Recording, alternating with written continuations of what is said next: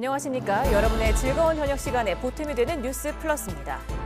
찌양을 협박해 돈을 갈취한 혐의로 입건된 유튜버 구제혁에 대해 검찰이 강제 수사에 나선 가운데 찌양이 자신을 협박한 구제혁의 영상과 이메일을 공개했습니다. 또 구제혁에게 자료를 넘긴 사람은 전 남자친구의 변호사라고도 밝혔는데요. 대한변호사협회는 관련 의혹을 직권 조사하기로 했습니다. 잠시 뒤 이슈 플러스에서 알아보겠습니다. 먼저 오늘의 주요 뉴스부터 정리해드립니다. 마이크로소프트, MS 클라우드 서비스 장애로 유럽과 호주, 홍콩 등 세계 곳곳에서 IT 대란이 벌어졌습니다. 항공사와 이통사, 은행, 방송 등 업무에 차질이 빚어지고 있고 인천공항에서도 일부 저가 항공사 탑승권 발권이 지연되고 있습니다. 이틀간 폭우가 쏟아진 중부 지역 곳곳에서 수해 복구 작업이 벌어지고 있습니다. 하지만 내일부터 다시 전국 곳곳에 최고 150mm의 호우가 예보됐습니다. 국회 법사위의 윤석열 대통령 탄핵 청원 청문회에서 여야 고성과 입씨름이 난무했습니다. 국민의힘이 법사위원장실 앞에서 시위를 벌이며 회의 전부터 물리적인 충돌이 벌어지기도 했습니다. 5살 아이를 의식불명에 빠지게 한 태권도 관장이 살려달라는 호소에도 20분간 아이를 방치한 것으로 조사됐습니다. 관장은 예뻐하던 아이라며 혐의를 부인했습니다. 트럼프 전 대통령이 미 공화당 대선 후보직을 공식 수락했습니다. 코로나 감염으로 칩거에 들어간 바이든 대통령은 사퇴를 수고 중인 것으로 알려졌습니다. 북한이 어젯밤 오물풍선 200개를 또다시 살포했습니다. 우리 군은 대북 확성기 방송을 재개하고 북한의 오물풍선 준비 정황이 개선될 때까지 매일 방송하겠다고 밝혔습니다.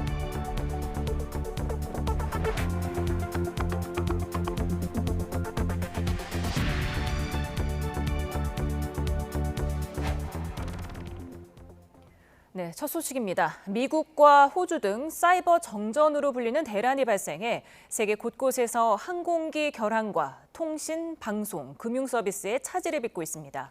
마이크로소프트의 클라우드 장애가 원인인 것으로 전해졌습니다. 취재기자 연결합니다. 신홍진 기자.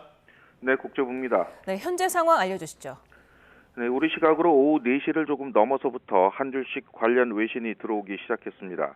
먼저 미국에서는 델타, 유나이티드 등 주요 항공사의 이륙 중단으로 결항이 발생했고요. 호주에서도 비행기가 뜨지 못하고 주요 방송사와 이동통신사 운영에 차질이 빚어졌습니다. 유럽도 마찬가지입니다. 영국에선 스코틀랜드 에딘버러 공항의 체크인 기능이 마비되고 영국 최대 철도 운영회사도 업무가 중단됐습니다. 현지 방송사 스카이뉴스는 생방송이 불가능한 상황이라고 밝혔습니다. 독일 베를린 공항에서 체크인이 지연됐고 네덜란드 암스테르담의 스키폴 공항, 스페인 전역의 공항도 같은 상황입니다. 항공 서비스 외에 통신, 방송, 금융 부분에 차질이 속출하고 있는 것으로 전해지고 있습니다. 외신들은 사이버 아우티지, 우리말로 사이버 정전이라고 하고 있습니다. 이 원인은 마이크로소프트의 클라우드 서비스 장애 때문인 것으로 파악됐습니다. 마이크로소프트는 서비스상의 문제를 조치 중이며 MS365 앱과 관련된 영향을 해결 중이라고 말했습니다. MS365는 오피스와 윈도우, 클라우드 컴퓨팅 등 다양한 기능을 제공하는 인터넷 서비스입니다. 아직까지 이번 사태의 정확한 원인은 확인되지 않았습니다. 서구 세계에 이어서 인도와 홍콩, 싱가포르 등 아시아에서도 항공 운항의 차질이 하나둘 보고되고 있습니다. 지금까지 국제부에서 전해드렸습니다. 마이크로소프트 클라우드 이상과 관련해 인천공항 자체는 업무에 영향이 없지만 국내 일부 저비용 항공사들이 업무에 차질을 빚고 있습니다. 국내 업체 가운데 제주항공과 에어프레미아, 이스타항공 등 MS 클라우드와 연계된 나비테어 시스템을 쓰는 일부 저비용 항공사들이 오늘 오후부터 차질을 빚고 있는 것으로 확인됐습니다. 이들 항공사들은 홈페이지를 통한 예약과 취소, 공항 발권이 어려워 수동으로 발권 작업을 하고 있어 탑승 수속이 지연되고 있는 것으로 전해졌습니다. 대한항공과 아시아나항공은 업무에 영향을 받고 있지 않은 것으로 확인됐습니다. 다음 소식입니다. 장마 전선이 몰고 온 집중호우에 침수 피해를 본 전통시장과 마을 곳곳에서 복구 작업이 진행됐습니다. 무더위 속에 자원봉사자와 지자체 공무원들이 현장을 찾아 구슬땀을 흘리며 힘을 보탰습니다. 김기수 기자입니다. 지능이 묻은 가구와 집기들을 밖으로 꺼내 물로 연신 씻어보지만 쓸만한 것을 찾기 어렵습니다. 골목에는 망가진 문짝과 장판 등 못 쓰게 된 물건들이 산처럼 쌓였습니다. 물에 젖은 쓰레기들입니다. 쓰레기가 골목길에 가득한데요. 사람만 간신히 지나다닐 수 있을 정도입니다. 집중호우로 침수 피해를 본 전통시장에서 이틀째 복구 작업이 이어졌습니다. 낮 기온이 30도에 육박하면서 복구 작업에 나선 봉사자들의 몸은 금세 땀범벅이 됩니다. 날씨가 무덥다 보니까 이게 땀 나는 분들도 많으시고 이게 지금 음료 공급이나 뭐든 빨리 지원도 같이 해줬으면. 소독차가 시장 곳곳을 돌아다니고 건물 내부는 사람이 구석구석 소독약을 뿌립니다. 발빠른 복구 작업에도 상인들은 당장 장사를 시작할 수 없다 보니 생계가 막막하다고 말합니다. 우리는 생물이기 때문에 김치 같은 거 냉장고에 넣어놔야 돼요. 겨울 같지 않고 지금은 한나절만 놔둬도 이게 다 상해가지고. 침수 피해를 본 마을에도 공무원과 자원봉사자들이 투입됐습니다. 장판을 뜯어내고 물에 젖은 가구들을 밖으로 옮기며 복구에 힘을 보탰습니다. 내 집 치우는 심정으로 다 똑같이 합심해서 여러 단체가 지금 와 있습니다만 그런 심정으로 하고 있습니다. 지금. 많은 비로 무너져 내린 도로에는 긴급 복구 작업이 진행됐습니다. 추가 붕괴 우려에 양방향을 모두 통제하고 대형 트럭이 흙을 연신 쏟아 부어보지만 경사가 워낙 심해 그대로 흘러내립니다. 복구를 위해서 결정적인 어떤 공법을 선택을 해서 해야 되기 때문에 다소 시일이 좀 걸릴 것 같습니다. 장맛비가 잠시 주춤한 사이 무더위가 기승을 부리면서 피해 현장 곳곳에서 힘겨운 복구 작업이 이어졌습니다. YTN 김기수입니다.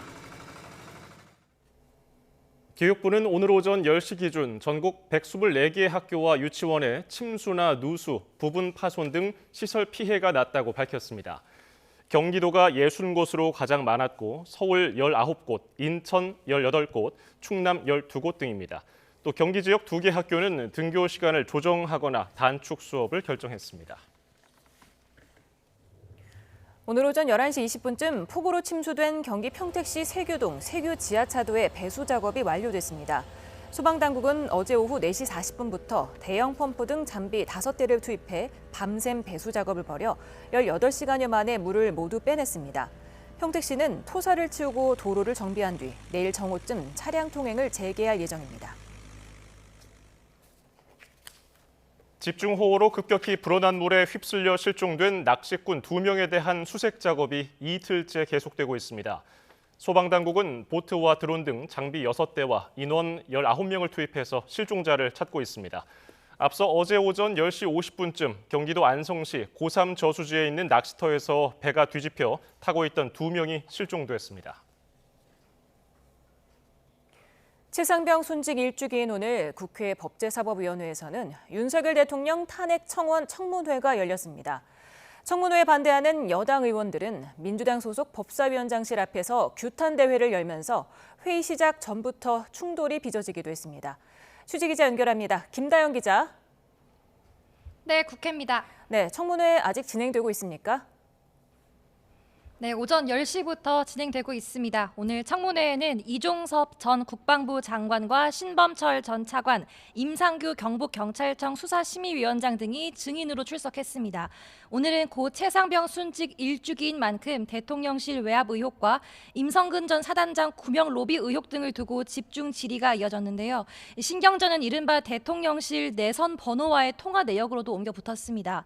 민주당 장경태 의원이 대통령실과 통화 사실이 알려진 국민의힘 주진우 의원도 증인석에 앉혀야 한다고 주장하자 주 의원은 1년 전 통화를 어떻게 기억하느냐고 항의했는데 관련 발언 들어보시겠습니다. 이게 얼마나 편파적인 진행입니까? 밝힐 수 없다는 거죠? 밝힐 수 없다는 것이 아니라 1년 전에 43차 통화한 사람 1번 전화라고 하면 다 기억합니까? 곳곳에서 충돌도 잇따랐습니다. 앞서 여당은 이번 청문회가 위헌적이고 불법적이라며 회의 전 정청래 의원이 있는 법제사법위원장실 앞에서 규탄 대회를 열었습니다. 이 과정에서 여야 의원 간 고성이 오가기도 했는데 입씨름은 회의장 안에서도 이어졌습니다. 민주당 법사위원인 전현희 의원이 여당이 회의장 입장을 막는 과정에서 얼굴과 허리를 다쳤다고 호소한 건데 관련 발언 들어보시겠습니다. 미안해요. 사과라도 할 수 있어야지. 뭐 하시는 거예요 지금? 양심이 없어요. 뭐 하시는 거예요? 양심이 없어. 사과를 다치겠으면 사과가 많이 아니에요. 뭐야 그 소리야? 자, 앉아주세요. 사랑의 공범이라고. 이에 여당 법사위원들은 민주당이 마치 폭력이 있었던 것처럼 호도하고 있다며 고동진 의원 또한 바닥에 깔리면서 부상을 입었다며 별도 반박 기자회견을 열었습니다. 네, 국민의힘은 오늘 의원총회를 열고 우원식 국회의장이 내놓은 방송법 중재안을 논의했는데요. 이 소식도 전해주시죠. 네, 국민의힘은 중재안을 사실상 거부했습니다. 앞서 우원식 국회의장은 여권에는 공영방송 이사진 선임, 야권에는 방통위원장 탄핵 소추와 방송사법 추진의 잠정 중단을 요구했습니다. 범국민 협의체를 만들어 논의하자는 중재안을 제시하면서 오는 24일까지 답을 달라고 했는데요.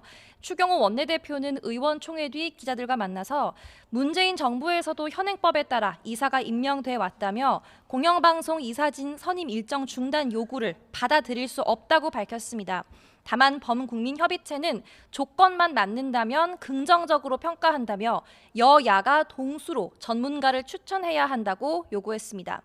만약 민주당이 오는 25일 본회의에서 방송사법 등의 처리를 시도한다면 무제한 반대 토론, 필리버스터로 대응한다는 계획입니다. 여당 입장을 기다려보겠다며 중재안 수용의 뜻을 밝혔던 민주당은 혹시나 했지만 역시였다며 방송 장악을 완료한 뒤 협의에 나서겠다는 여당의 입장을 공식 확인한 셈이라고 반발했습니다. 그러면서 방송법 개정 의지를 거듭 강조하며 이진숙 방통위원장 후보자 청문회에서 송곳 검증도 예고했습니다. 우 의장도 큰 실망을 느낀다며 아직 정부의 답은 듣지 못했으니 인사권을 가진 정부가 답하길 바란다고 요구했습니다. 네, 국민의힘 전당대회 상황도 알아보겠습니다. 오늘 마지막 방송 토론회가 진행됐죠? 네, 역시 화두는 최근 논란이 된 한동훈 후보의 패스트트랙 공소 취소 요청 폭로였습니다. 한 후보가 어제 토론회에서 당시 사건을 기소한 검찰총장이 현 윤석열 대통령이라고 언급한 걸 두고 경쟁 후보들의 공세가 이어졌는데요. 나경원 후보와 한 후보는 당시 요청이 개인적인 부탁이었는지 아니었는지를 놓고 거세게 맞붙기도 했습니다. 전 정치인으로서 당으로서 요구할 수 있다고 생각합니다. 다만 나경원 대표님은 당시에 당직도 아니셨고요. 개인 차원에서 저한테 부탁하신 거예요. 그게 개인 차원입니까? 예. 저는 27명에 제가 제 것만 빼달라 그랬습니까? 한동훈 후보 똑바로 말하세요. 제 거를 빼달라 그랬습니까? 예. 네? 네? 예. 저를 이렇게 모욕하실 수 있습니까? 원희룡 후보는 입 리스크가 당의 위험으로 떠올랐다고 비꼬았고 윤상현 후보는 정면 비판은 자제했지만 신뢰와 보안은 중요한 덕목이라고 강조했습니다. 두 후보 발언도 이어서 들어보시겠습니다. 한동훈 후보의 입 리스크가 우리 당의 가장 큰 신종 위험으로 떠올랐습니다. 우리 동지들 간에 앞으로 중요한 이야기를 정말 나눌 수 있겠는가라는 심각한 의문과 비판을 낳고 있습니다. 박근혜 대통령 때 이제 뭐 여러 핵심적인 역할을 했습니다만 저는 항상 보안 지켰고 또 신뢰도 누구보다도 끝까지 의리를 지키려고 노력을 했습니다. 국민의힘 전당대회는 나흘 앞으로 다가왔습니다. 오늘부터 시작된 당원 선거인단 투표는 내일까지 모바일 투표, 모레부터 ARS 투표로 진행되고 20% 비중을 차지하는 일반 국민 여론조사도 같은 시기에 이뤄집니다. 지금까지 국회에서 YTN 김다연입니다. 집중호우로 인한 실종자 수중수색에 나섰던 해병대 최상병이 급류에 휩쓸려 순직한 지 1년이 흘렀습니다. 추모식은 유가족 뜻에 따라 비공개로 엄숙히 거행됐고 해병대 장병들은 눈물의 경례를 올렸습니다. 김대겸 기자의 보도입니다. 해병대 1사단한 추모공원에 늠름한 해병대원의 모습, 최상병 흉상이 세워졌습니다. 유족들과 동료 전우들이 슬픔으로 보냈을 지난 1년. 1주기 추모식은 유가족 뜻에 따라 비공개로 진행됐고 해병대 장병들은 눈물의 경례를 올리며 고 최상병의 숭고한 희생정신을 기렸습니다. 서울 청계광장에도 추모 공간이 마련됐습니다. 일반 시민부터 선배 해병까지 최상병의 순직을 기리기 위한 수많은 발걸음이 보여 영정 앞 국가꽃이 수북이 쌓였습니다. 해병! 해병! 해병에 대하여 경례! 더딘 진상규명과 정치적 논란 속에 마주하게 된 1주기. 영정을 마주한 채 한 줄 한 줄 편지를 읽어내려가던 선배 해병은 왈칵 눈물부터 쏟아냅니다.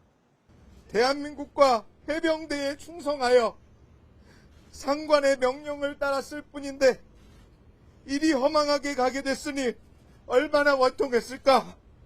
지나온 시간만큼 앞으로도 진상규명을 위한 싸움을 멈추지 않겠다고도 약속했습니다.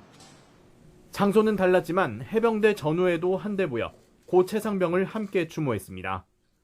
추모의 뜻은 같았지만 전후회 측은 더는 정치권 정쟁에 휘말려서는 안 된다고 강조했습니다.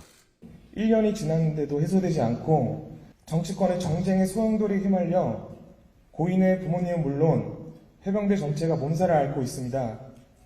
최상병 순직 1년. 모두가 더는 안타까운 희생이 반복돼선 안 된다는 마음으로 추모 행렬에 동참했습니다. YTN 김대겸입니다. 트럼프 전 대통령은 자신의 대관식이 된 전당대회에서 미국의 통합을 강조하면서도 바이든 대통령에 대한 거친 비난을 멈추지 않았습니다. 대외 정책을 언급하는 과정에서 북한 김정은과 잘 지냈고 자신을 그리워하고 있을 거라고 말하기도 했는데요. 미러키에서 권준기 특파원입니다. 귀에 거즈를 붙인 채 무대에 오른 트럼프 전 대통령은 지난 주말 피격 사건 때 사진을 무대 배경에 띄우며 연설을 시작했습니다. 당시 총격으로 숨진 전 소방대원의 유품에 입을 맞추고 자신은 신의 은총으로 목숨을 던졌다고 말했습니다. I'm not supposed to be here tonight. Not supposed to be here. 미국인 절반이 아닌 모든 국민을 위한 대통령이 되겠다며 미국 사회의 불화와 분열을 치유하겠다고 밝혔습니다. 하지만 통합의 메시지는 길지 않았습니다. 바이든 행정부를 비난하며 거친 언행을 이어갔습니다. 인플레이션과 불법 이민 문제를 꺼내며 바이든 대통령을 내내 공격했고 펠로시 전 하원의장에게도 원색적인 비난을 퍼부었습니다. Every week they get another subpoena from the Democrats, crazy Nancy Pelosi, the whole thing, just boom, boom, boom.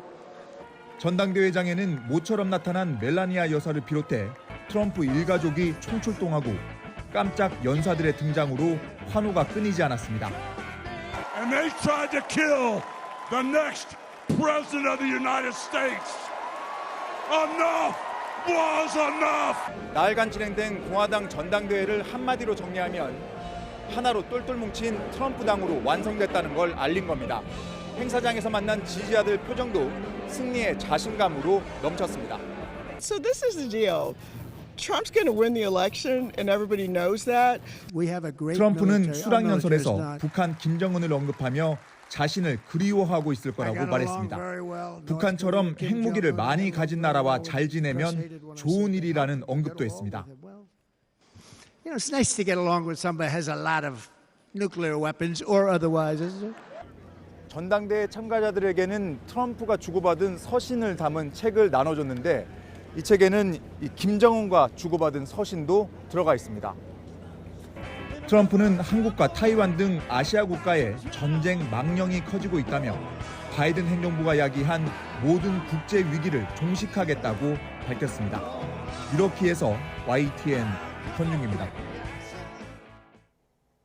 유세장 피격 이후 트럼프 전 대통령 대세론이 힘을 얻는 가운데 조 바이든 미국 대통령이 조만간 대선 레이스에서 하차할 거라는 관측이 나옵니다. 코로나19 감염을 이유로 칩거에 들어간 바이든 대통령의 후보 사퇴가 현실화할 경우 석 달 앞으로 다가온 미 대선판이 요동칠 전망입니다. 정유신 기자입니다. 미국 민주당의 유력 인사인 낸시 펠로시 전 하원 의장이 조 바이든 대통령의 대선 후보 사퇴가 곧 가능할 것으로 말했다고 워싱턴 포스트가 보도했습니다. 워싱턴 포스트는 민주당 관계자 3명을 인용해 펠로시 전 의장이 일부 민주당 하원 의원들에게 바이든 대통령이 조만간 대선 후보 사퇴를 받아들일 것으로 믿는다는 말을 했다고 보도했습니다. I think that's a big deal, especially for someone like Nancy Pelosi to have her conversation come out in the news, even though it didn't come directly from her. She maybe didn't get as far as she wanted with the president in that conversation, and now there's greater public pressure. 이 같은 발언 여부에 대해 펠로시 전 의장 측은 확인을 거부했습니다. 뉴욕타임즈도 바이든 대통령이 당 주요 인사들의 요구를 경청하고 있다며 사퇴는 시간 문제로 보인다고 전했습니다. 인터넷 매체 악시오스는 바이든 사퇴 움직임과 관련해 더 구체적인 시점까지 언급했습니다. 민주당 핵심 지도부의 압박과 친구들의 설득으로 바이든 대통령이 이르면 이번 주말 안에 후보 사퇴를 결심할 수 있다는 얘기를 들었다고 보도했습니다. 또 코로나19 감염으로 델라웨어 사저에서 격리에 들어간 바이든 대통령이 후보 사퇴론에 다소 누그러진 반응을 보인다고 전했습니다. 바이든 대통령이 카멀라 해리스 부통령에 나서면 승리할 가능성이 있는지 물어보는 등 태도가 바뀌고 있다는 겁니다. 민주당 내에서도 바이든의 중도하차를 시간 문제로 보고 있는 가운데 바이든 캠프는 카멀라 해리스 부통령을 내세워 선거운동을 이어가고 있습니다. 이 같은 기류 변화는 트럼프 피격 이후 바이든 대통령과 격차가 더 벌어졌다는 여론조사 결과 때문으로 알려졌습니다. 실제로 최근 CBS 방송 여론조사 결과 트럼프 전 대통령이 52%, 바이든 대통령이 47%로 5%포인트 앞서고 있다고 보도했습니다. 트럼프와 카멀라 해리스 부통령과 가상 대결에선 트럼프 전 대통령이 51%, 해리스 부통령이 48%로 지지율 격차가 좁혀지는 것으로 나타났습니다. YTN 정준입니다. 전국 수련병원들이 미복귀 전공의를 사직 처리한 뒤에 하반기에 7천여 명을 새로 뽑겠다고 신청했습니다. 의대 교수들은 즉각 반발했고 전공의 측은 복지부 장관과 병원장들을 고소하는 등 진통이 이어지고 있습니다. 이문석 기자입니다. 수련병원들이 하반기에 전공의 7,707명을 모집하겠다고 신청했습니다. 110개 병원에서 사직 처리한 전공의 7,600여 명보다 많습니다. 다만 41개 병원은 미복귀 전공의 사직 처리 결과를 제출하지 않았습니다. 사직자의 4분의 1만 모집 신청한 서울대병원이나 1명만 신청한 부산대병원처럼 전공의 결원을 다 반영하지 않은 곳도 있습니다. 남은 문제는 얼마나 많은 전공의가 돌아올 결심을 하느냐입니다. 정부는 추가 유인책이 없다고 못 박으며 전공의가 복귀하도록 선배 의사들의 역할을 당부했습니다. 교수님들이나 이제 병원장들께서 적극적으로 수련 체계가 정상화될 수 있도록 같이 협조해 주시면 감사하겠습니다. 하지만 적어도 교수들 동조는 얻기 힘들어 보입니다. 정부의 결원 규모 발표 날 전국 의대교수 비대위는 총회를 열어 전공의 갈라치기 꼼수를 멈추라고 비판했습니다. 당사자인 전공의, 그중에서도 상위 6개 상급 종합병원 사직자들은 소송으로 받아쳤습니다. 조규홍 복지부 장관과 각 병원장이 직권 남용 등을 저질렀다며 고위공직자 범죄수사처에 고소장을 제출한 겁니다. 일괄 사직 처리하라. 그리고 이를 따른 그 병원장들의 일괄 사직 행위가 직권 남용 및 그 전공의들의 직업 수행의 자유를 침해했다. 전공의 사직 처리를 둘러싼 진통이 이어지는 상황 속에 정부는 오는 22일 하반기 전공의 모집 공고를 낼 계획입니다. YTN 이문석입니다. 비전문직 취업 비자인 E9 비자로 국내에 들어온 외국인은 다음 달부터 한식뿐 아니라 중국집과 일식집 등 외국 음식점 취업이 가능해집니다. 정부는 제43차 외국 인력 정책위를 열고 이 같은 내용의 음식점업 외국 인력 도입 시범 사업의 개선 방안을 확정했습니다.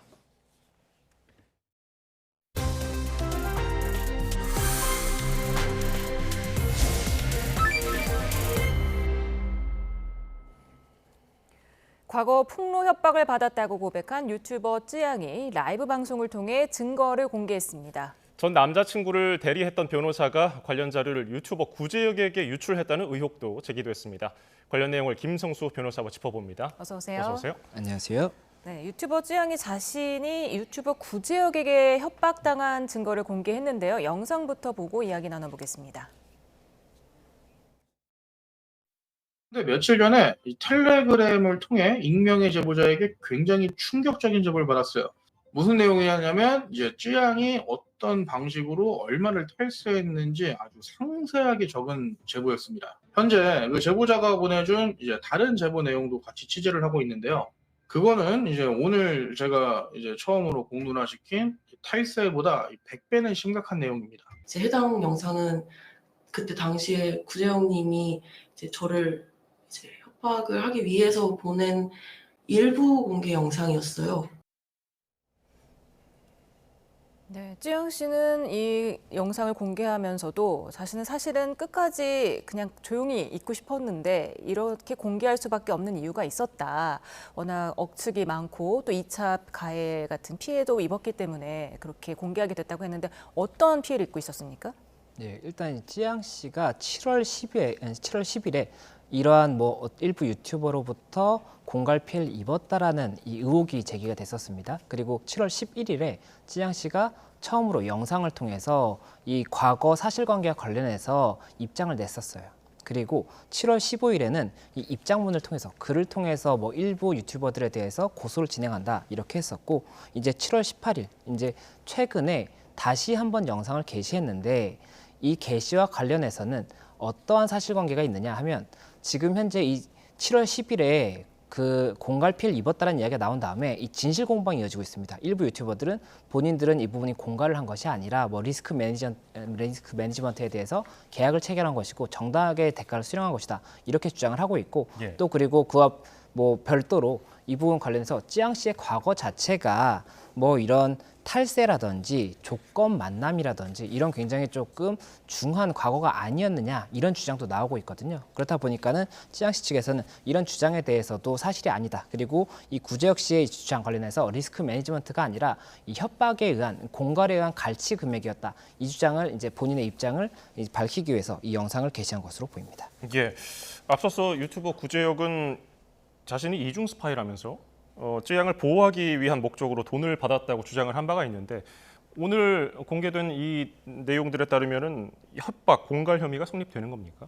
이 공갈죄라는 것이 판례를 보면 사람의 의사결정의 자유를 제한하거나 아니면 의사실행의 자유를 방해할 정도로 겁을 먹게 하는 행위, 그 해악의 고지가 있어야 됩니다. 그래서 판례에서는 가족에게 과거를 알리겠다라는 문자를 보낸 것 자체도 공갈에 해당한다라고 봤었거든요. 그렇다 보니까 지금 현재 이 쯔양 씨가 공개한 이메일의 내용에는 지금 방금 보셨던 그 영상이 들어있고 탈세가 있고 그리고 탈세 외에 100배나 충격적인 내용이 있다라고 이 영상을 공개를 하겠다라는 취지의 이제 메일을 보내고 이와 관련해서 반대 내용도 이제 확인을 해야 되는 것이니까 연락을 달라라고 이제 이렇게 메일을 보냈습니다. 그래서 이와 관련해서 이제 그 과정에서 만났겠죠. 쯔양 씨 측과 만났을 텐데 만난 과정에서 만약에라도 이 구재혁이 이 쯔양 씨의 과거를 알리지 않는 조건으로 금원을 달라라고 이야기를 한 것이라면 공갈이 될 수가 있는 것이고 그게 아니라 정말 구재혁의 주장대로 리스크 매니지먼트를 오히려 이제 그 과정에서 대화 과정에서 이야기하게 됐고 이 리스크 매니지먼트의 대가로 이 5,500만 원을 받은 것이라고 한다면 공갈이 아니라 정당하게 대가를 수령한 것으로 볼 수가 있기 때문에 이에 대해서 진실 공방이 있을 수밖에 없고 지금 현재 이메일이라든지 공개된 내용들이 있지 않습니까? 그리고 녹취 파일도 상당수 존재를 하는 것으로 보이기 때문에 전체적인 사실관계는 이러한 이제 그 증거들을 통해서 사실관계가 특정이 될 것으로 보이고 이에 따라서 공갈 여부가 판단이 되지 않을까 생각이 됩니다. 근데 당하는 사람 입장에서는 탈세도 그런데 이거보다 100배 더 심각한 내용을 공개하겠다. 그 전에 입장을 달라라고 하면 누구든지 협박으로 들릴 것 같은데요. 이런 영상과 메일이 협박 증거로 어느 정도 효력을 지닐 수 있습니까? 예, 일단 사실관계를 파악함에 있어서 굉장히 중요한 증거가 될 수가 있습니다. 이 처음에 만나게 된 계기가 무엇인지를 알 수 있는 부분인 것이고 그 다음에 이러한 메일을 보낸 다음에 대화 내용 과정에서 어떻게 그 방향이 바뀌었을 수는 있습니다. 그렇지만 그 과정에 관해서도 상당한 증거가 있지 않을까 생각이 되고 또 계약을 체결하기 전이나 체결한 이후에 그 대화 내용이 있을 것으로 보이거든요. 그렇다 보면은 이 계약 자체가 형식적으로 이런 공갈이라든지 이런 형태를 피하기 위해서 작성이 된 것인지 실제로 리스크 매니지먼트를 이 기획사 측에서 부탁을 해서 작성하게 된 것인지를 확인할 수가 있을 것이고 또 지금 구제역 측에서는 이 리스크 매니지먼트 관련해서 본인의 자금이라든지 수령한 자금을 통해서 이 부분 또 일부 금원은 다른 사람들한테 지급을 하고 이러한 노력을 했다라고 주장을 하고 있거든요. 그러면 그러한 사실관계가 있는지에 대해서도 확인을 통해서 실제 리스크 매니지먼트의 목적이었는지 아니면 공갈에 대한 대가였는지가 확인이 되지 않을까 생각이 됩니다. 예, 만약에 유튜버 구제역에게 공범이 있고 이게 계획 범죄라는 것이 성립이 된다면은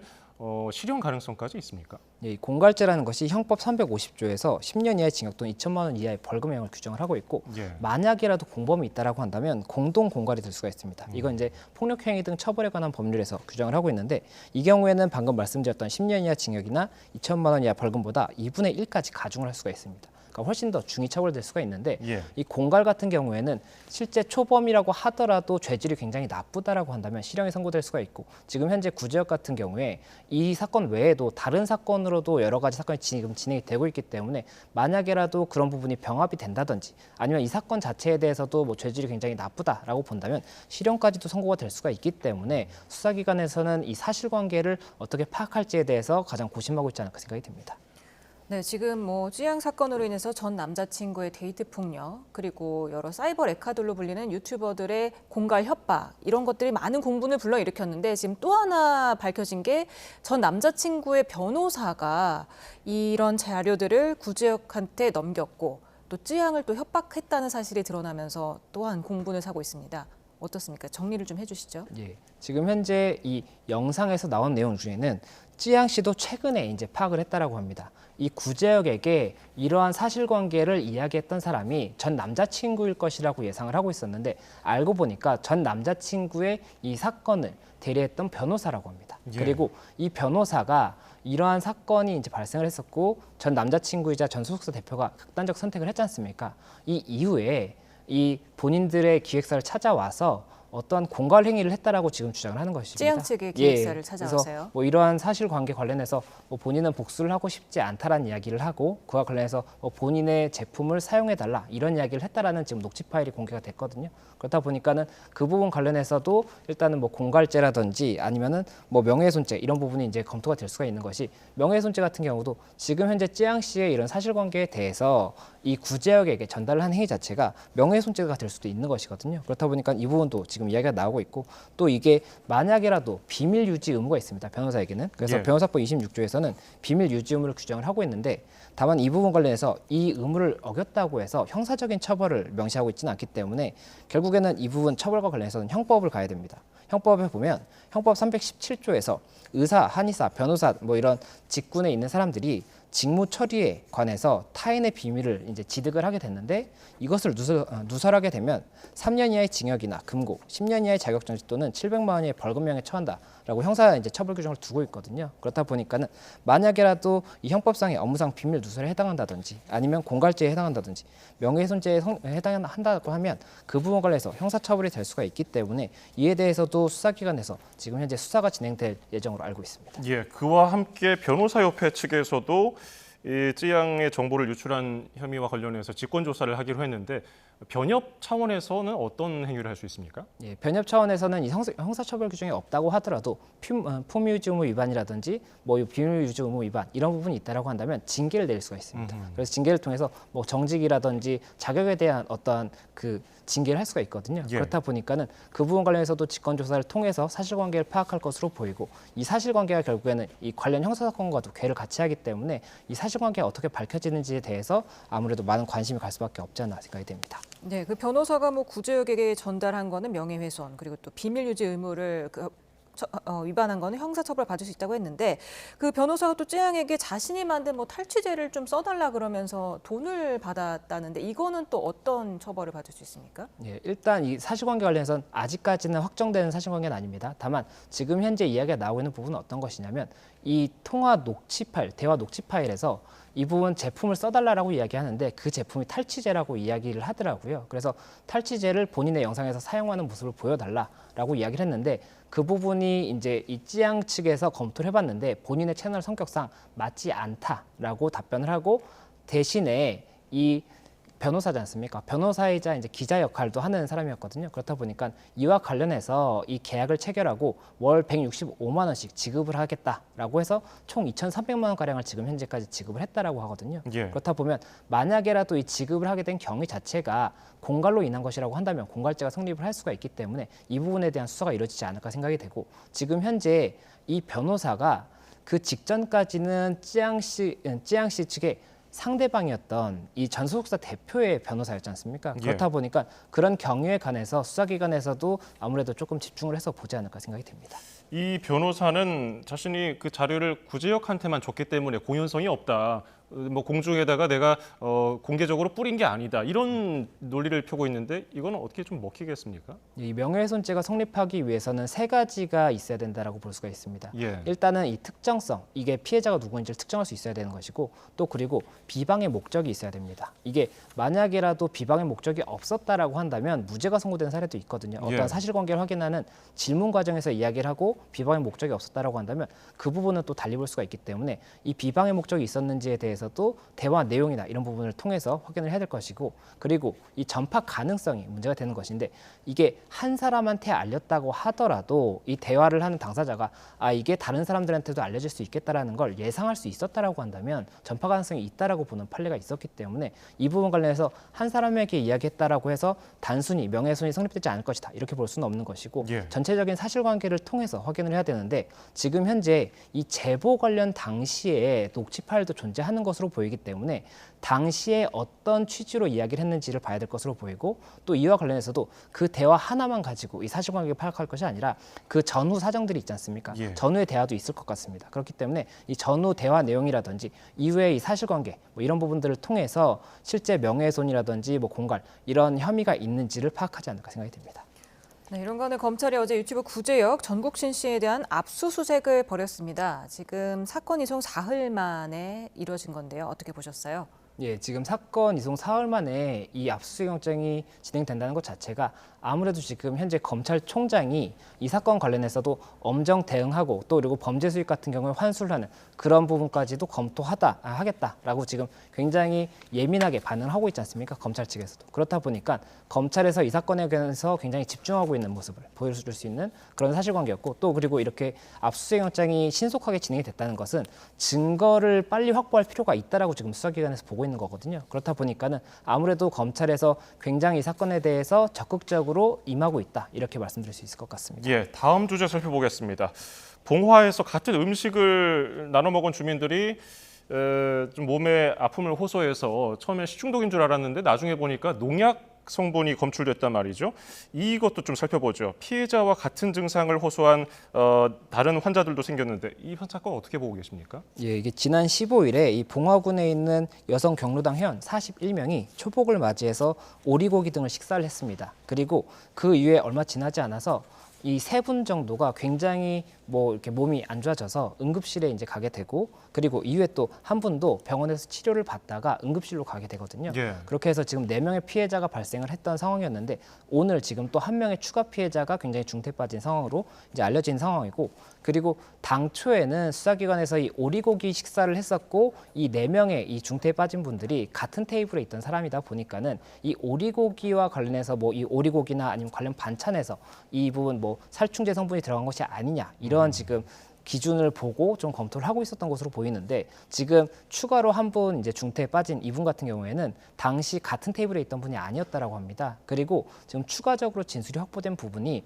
이 지금 피해를 입은 분들이 이 식사를 마친 이후에 경로당에 와서 커피를 또 한 잔씩 드셨다고 하는데, 이 커피를 시원하게 드시기 위해서 미리 이렇게 커피를 타놓고 냉장고에 보관을 하는 그런 상황이 있었기 때문에 지금 현재 수사기관에서는 이 커피에 혹시나 이 살충제 성분이 들어간 것이 아니냐 이렇게도 조금 보고 있는 것으로 보이고, 지금 여러 가지로 뭐 여러 가능성을 두고 수사를 하고 있기 때문에 그 부분 관련해서 어떻게 진행될지 관심을 받고 있는 그런 상황입니다.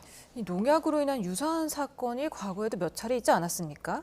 예, 맞습니다. 이 농약 관련해서 지금 뭐 농약 사이다 사건, 뭐 농약 고등어 사건 이런 명칭으로 굉장히 여러 번 사건이 있었습니다. 그리고 당시에 대부분의 사건 자체가 결국에는 같은 이 농민분들 중에 한 분이었고, 그리고 그 어떠한 불화로 인해서 이렇게 사건이 발생을 했었거든요. 그렇다 보니까 이번에도 수사의 중점 자체가 어떠한 가해자가 있을 것을 전제로 해서 일단은 가능성을 두고 이제 수사를 진행하고 있고, 만약이라도 가해자가 있다라고 한다면 어떤 원인에 의한 것인지 이런 것들도 봐야 될 수가 있기 때문에 일단 여러 탐문 조사를 하고 있고, 또 그리고 CCTV나 이런 걸 확보를 해서 사실관계를 특정을 하고 있다고 하니까요. 그 부분 관련해서 어떻게 수사가 진행될지 조금 더 봐야 되지 않을까 생각이 듭니다. 예. 자, 다음 이야기도 좀 나눠보죠. 동성 커플에게도 건강보험 피부양자 자격을 인정해야 한다는 대법원 판결이 나와서 주목받았습니다. 동성 부부의 법적 권리를 일부지만은 인정한 최초의 대법원 판단인데 이 배경은 어떻게 해석하고 계십니까? 이 사건이 이제 사건명이 보험료 부과처분 취소입니다. 이게 이 동성 동반자인 사람이 있었는데, 이 직장 가입자, 보험 같은 경우에는 직장 가입자가 있고 지역 가입자가 있지 않습니까? 예. 그런데 이 지역 가입자가 되는 분들 중에는 직장 가입자와 생계를 같이 하는 배우자라든지 직계 존속 비속 같은 경우에는 이 피부양자로 들어갈 수가 있습니다. 그래서 이 동성 동반자인 두 사람이 한 명은 직장 가입자이고 한 명은 직장 가입자에서 이제 직장을 그만둬서 지역 가입자가 된 상황이었는데, 이 부분 이 직장을 그만둔 사람을 피부양자로 신청을 했고 피부양자로 등록이 된 겁니다. 예. 그런데 이후에 이 피부양자가 취소됐다라는 겁니다. 착오로 인해서 이렇게 된 것이니 취소한다라고 해서 취소 처분이 이루어졌고, 이에 대해서 부가처분 취소를 소송을 했던 것인데, 대법원에서 이 부분 관련해서 이게 피부양자 관련 제도가 국민건강보호법 5조 2항 1호에 있거든요. 그래서 이 대상이 배우자, 직계 존비속 이렇게 생계를 같이 하는 사람이다, 이런 취지가 있는데, 이 부분에 대한 해석이 쟁점이 되었던 부분이고, 지금 현재 대법원에서는 이 배우자의 이 사실혼 관계인 사람도 포함이 될 수가 있고, 이에 대해서 동성 동반자도 포함될 수 있다라는 취지로 판결을 해서 이 부분 굉장히 조금 주목을 받고 있는 그런 판결입니다. 네, 법원이 동성혼을 인정한 건 아직 아닙니다만 사실혼 수준의 법적 보호를 받을 수 있는 길을 열었다는 점에서 좀 의미가 있어 보이는데, 이번 판결을 계기로 향후 재산 분할 청구권 행사 같은 것도 좀 법적으로 따져볼 수 있겠습니까? 예, 저희가 이걸 구분해서 봐야 되는 부분이, 현재는 피부양자로서의 자격을 인정할 수 있다는 취지인 것이지 사실혼 관계의 모든 부분 법적 권한이 인정된다라고 볼 수는 없는 부분입니다. 그렇기 때문에 만약에 재산 분할이라든지 이런 것들은 또 각각의 사안에 따라서 달리 판단될 수가 있기 때문에 그 부분은 저희가 구분해서 봐야 되지 않나 생각이 됩니다. 예.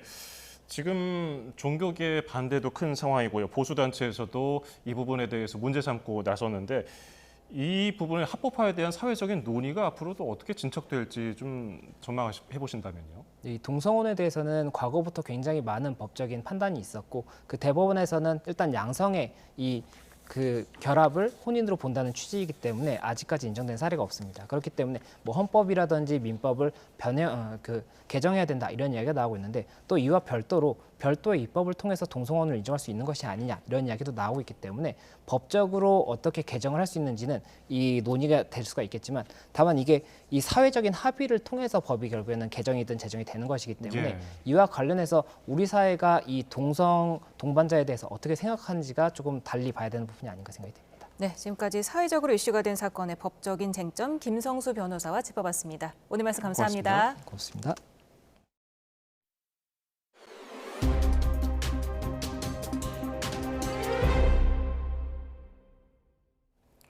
북한이 대남 오물풍선 200여 개를 살포한 데 맞서 우리 군은 대북 심리전 수단인 확성기 방송을 재개했습니다. 북한이 또 살포 준비를 하자 구간을 나눠 매일 실시하는 쪽으로 방침을 정했는데요. 군은 도발이 반복된다면 전면 시행에 나설 거라고 경고했습니다. 조용성 기자가 보도합니다. 경기도 일산에서 찍힌 영상입니다. 구름이 가득 끼어 회색 비친 하늘에 까만 점들이 넓게 퍼져 떨어지고 있습니다. 뭐 떨어지고 있는데? 뭐가 떨어지는 거야 저게? 전멸하듯 보이고 사라지기를 반복하는 점은 풍선에 실려온 종이 조각입니다. 경기도 양주에 있는 한 공장 지붕에는 터지지 않은 오물풍선이 살포시 내려앉았습니다. 북한이 지난 5월부터 시작한 오물풍선 살포는 이번까지 8번째입니다. 부양한 200여 개 가운데 경기 북부에 40여 개 정도 낙하했고 대다수는 종이류이며 안전 위해 물질은 없었다고 군 당국이 밝혔습니다. 우리 군은 이번 도발에 대응해 10시간 동안 대북 심리전 수단인 확성기 방송을 실시했습니다. 부양한 지역을 향해 39일 만에 재개한 방송은 대남 오물풍선이 식별된 뒤 종료되는 시점까지 이어진 것입니다. 군은 풍선부양을 준비하는 정황이 개선될 때까지 확성기를 순환해 매일 시행하며 북한이 또 도발에 나설 경우 전면 시행을 비롯한 강력한 조치로 맞서겠다고 경고했습니다. 그 대북 확성기 방송 실시에 대해서는 전략적, 작전적 상황에 따라서 융통성 있게 시행한다고 말씀을 드렸습니다. 이에 더해 군은 입장문을 통해 살포할 여력이 있다면 경제난, 식량난에 빠져 있는 북한 주민들을 먼저 살펴야 할 것이라며 또 반복한다면 반드시 응분의 대가를 치르게 할 것이라고 경고했습니다. 이런 가운데 북한 김정은 국무위원장은 러시아 국방부 차관을 만나 군사 분야 협력의 중요성과 필요성에 대한 인식을 공유했다며 북러 정상회담 이후 군사협력 정황을 노골적으로 드러냈습니다. YTN 조용성입니다. 미국의 9월 금리 인하에 대한 시장 기대는 압도적입니다. 그런데도 원달러 환율은 좀처럼 진정되지 않고 있는데요. 트럼프 전 대통령이 환율 시장의 변수로 꼽히고 있습니다. 보도에 이형원 기자입니다. 오는 9월 미국이 금리를 내릴 거라는 시장 기대는 90%가 넘습니다. 금리 인하 가능성은 달러 약세를 부추기지만 원달러 환율은 여전히 높습니다. 피격 이후 트럼프 전 대통령이 미국 대선판을 뒤흔들면서 큰 변수로 떠올랐습니다. 다른 나라들에 대한 통화들에 대한 기대 심리가 좀 커질 수 있거든요. 트럼프 당선 가능성이 높아지면서 한국 수출이나 아니면 반도체에 대한 약간 부정적인 우려들 이런 것들이 워낙 강세를 좀 제약하고 있지 않나라고. 트럼프는 자국 수출에 도움이 될 달러 약세를 선호하기는 합니다. 강달러는 미국 제조업체의 재앙이라고 말할 정도지만 구체적인 공약을 보면 얘기가 달라집니다. 트럼프노믹스로 불리는 경제정책 핵심은 감세와 관세 인상입니다. 관세율을 올리면 수입 물가가 오르고 여기에 대규모 감세까지 더해지면 인플레이션은 심해질 수밖에 없습니다. 인플레이션에 대응하는 연준은 금리를 올릴 수밖에 없습니다. 결국은 달러로 쏠림 현상이 일어날 수밖에 없거든요. 트럼프 2기에 대한 불확실성이 올라가면서 어쨌든 간에 또 달러가 강세가 되는 부분. 이에 전문가들은 원달러 환율 변동성이 커질 것으로 내다봤습니다. 원달러 환율이 저는 한 1,200원대로는 떨어져 줘야 그래야 한국은행도 좀 맘 편히 금리 인하를 나서지 여전히 1,300원대라고 하면 저는 한국은행이 10월도 주저주저 할 것 같고요. 트럼프 리스크가 커지면서 금리 인하 시기를 저울질하고 있는 한국은행 부담도 덩달아 커지고 있습니다. YTN 이영훈입니다. 5살 아이를 학대해 중태에 빠뜨린 혐의를 받는 태권도장 관장이 아이를 매트 안에 넣어두고 20분 이상 방치했던 것으로 경찰 조사에서 드러났습니다. 아이는 살려달라고 외쳤지만 구호 조치는 없었던 것으로 전해졌습니다. 관장은 피해 아동이 자신이 예뻐하던 아이라며 혐의를 부인했습니다. 정현우 기자입니다. 호송차를 타기 위해 모습을 드러낸 태권도 관장 A씨는 연신 울먹이며 혐의를 부인했습니다. 특히 피해 아동을 자신이 예뻐하던 아이라고 주장했습니다. 피해 아동이나 부모에게 하실 말 없으세요? 들리는데 학대 혐의에 대해서 인정하십니까? 말씀이 잘 안 들리는데 학대 혐의에 대해서 인정하십니까?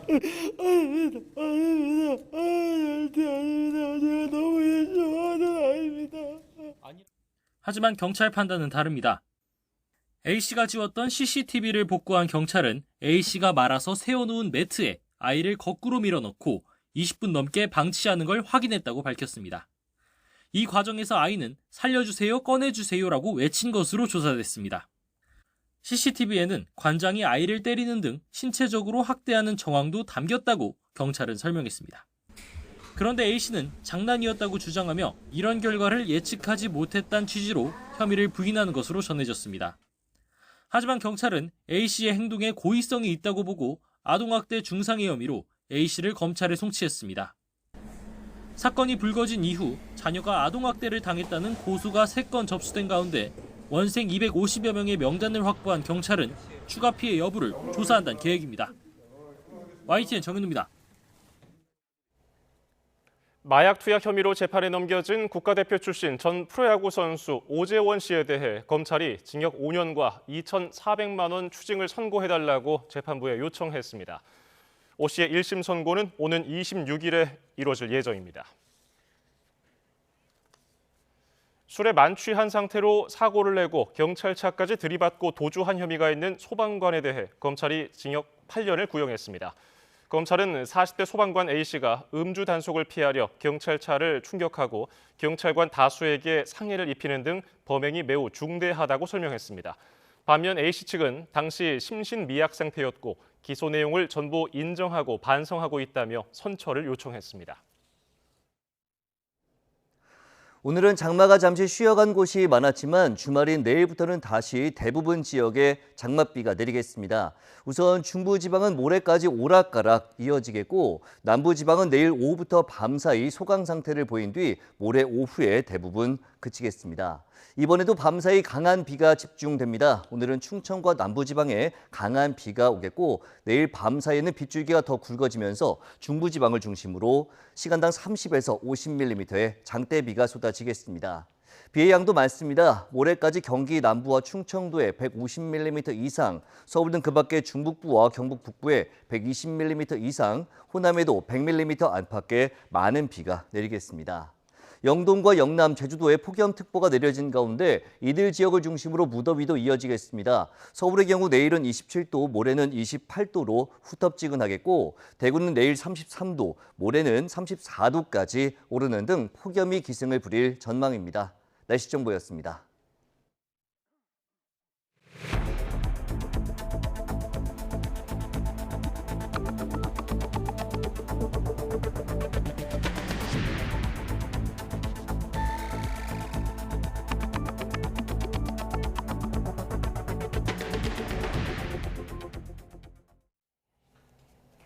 미국과 호주 등 사이버 정전으로 불리는 대란이 발생해 세계 곳곳에서 항공기 결항과 통신, 방송, 금융 서비스에 피해가 잇따르고 있습니다. 마이크로소프트의 클라우드 장애가 원인인 것으로 파악됐습니다. 취재 기자 연결합니다. 신웅진 기자. 네, 국제부입니다. 네, 각국의 피해 상황 정리해 주시죠. 네, 정확한 발생 시점은 아직 확인되지 않았지만 우리 시각으로 오후 4시를 조금 넘어서부터 한 줄씩 피해 관련 외신이 들어오기 시작했습니다. 먼저 미국에서는 델타, 유나이티드 등 주요 항공사의 이륙 중단으로 결항이 발생했고요. 호주에서도 비행기가 뜨지 못하고 주요 방송사와 이동통신사 운영에 차질이 빚어졌습니다. 유럽도 마찬가지입니다. 영국에선 스코틀랜드 에딘버러 공항의 체크인 기능이 마비되고 영국 최대 철도 운영회사도 업무가 중단됐습니다. 현지 방송사 스카이뉴스는 생방송이 불가능하다고 밝혔습니다. 올림픽을 코앞에 둔 프랑스 파리 올림픽 조직위는 IT 시스템이 타격을 받아서 비상대책을 가동 중이라고 말했습니다. 독일 베를린 공항에서 체크인이 지연됐고 네덜란드 암스테르담의 스키폴 공항, 스페인 전역의 공항도 같은 상황입니다. 항공 서비스 외에 통신, 방송, 금융 부분에 차질이 속출하고 있는 것으로 전해지고 있습니다. 독일에서는 수술도 취소된 것으로 알려졌습니다. 외신들에서는 사이버 아우티지, 우리말로 하면 사이버 정전이 발생했다고 표현하고 있습니다. 원인은 마이크로소프트의 클라우드 서비스 장애 때문인 것으로 파악됐습니다. 마이크로소프트는 서비스상 문제를 조치 중이며 MS365 앱과 관련된 영향을 해결 중이라고 말했습니다. MS365는 오피스와 윈도우, 클라우드 컴퓨팅 등 다양한 기능을 제공하는 서비스입니다. 아직까지 이번 사태의 정확한 원인은 확인되지 않았습니다. 서구 세계에 이어서 인도와 홍콩, 싱가포르 등 아시아에서도 항공 운항에 차질이 하나둘씩 보고되고 있습니다. 지금까지 국제부에서 전해드렸습니다. 마이크로소프트 클라우드 이상과 관련해 인천공항 자체는 업무에 영향이 없지만 국내 일부 저비용 항공사들이 업무에 차질을 빚고 있습니다. 국내 업체 가운데 제주항공과 에어프레미아, 이스타항공 등 MS 클라우드와 연계된 나비테어 시스템을 쓰는 일부 저비용 항공사들이 오늘 오후부터 차질을 빚고 있는 것으로 확인됐습니다. 이들 항공사들은 홈페이지를 통한 예약과 취소, 공항 발권이 어려워 수동으로 발권 작업을 하고 있어 탑승 수속이 지연되고 있는 것으로 전해졌습니다. 대한항공과 아시아나항공은 업무에 영향을 받고 있지 않은 것으로 확인됐습니다. 미국 마이크로소프트 클라우드 서비스에 장애가 발생하면서 국내 IT 서비스에도 영향을 주고 있는 가운데 우리나라 주요 통신사는 큰 이상 없이 운영되고 있습니다. SK텔레콤과 KT, LG유플러스에 확인한 결과 3사 통신사에는 영향이 없고 모든 서비스도 정상적으로 작동되는 것으로 확인됐습니다.